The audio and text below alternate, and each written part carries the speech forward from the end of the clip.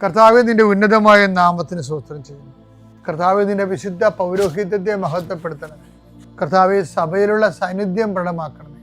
39 വർഷം ഞാൻ അർപ്പിച്ച കൃപാന്റെ യുഗതിയാൽ കൃപാസ്ഥാനത്താറെ ജീവനോടെ പ്രത്യക്ഷപ്പെട്ട പരിശുദ്ധ അമ്മയുടെ മാധ്യസ്ഥത്താൽ പിതാവിൻ്റെയും പുത്രൻ്റെയും പരിശുദ്ധാത്മാവിൻ്റെ നാമത്തിൽ ഞാൻ നിങ്ങളെ ആശീർവദിക്കുന്നു.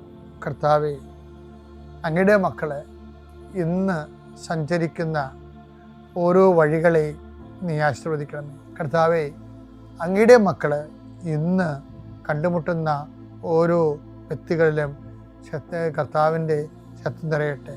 കർത്താവെ, അങ്ങയുടെ മക്കൾ ഇന്ന് യാത്ര തിരിക്കുന്ന ലക്ഷ്യം വെക്കുന്ന ഓരോ ലക്ഷ്യങ്ങളും കർത്താവിൻ്റെ നാമത്തിൽ സാധിക്കുകയും അനുഗ്രഹം പ്രാപിക്കുകയും ചെയ്യട്ടെ.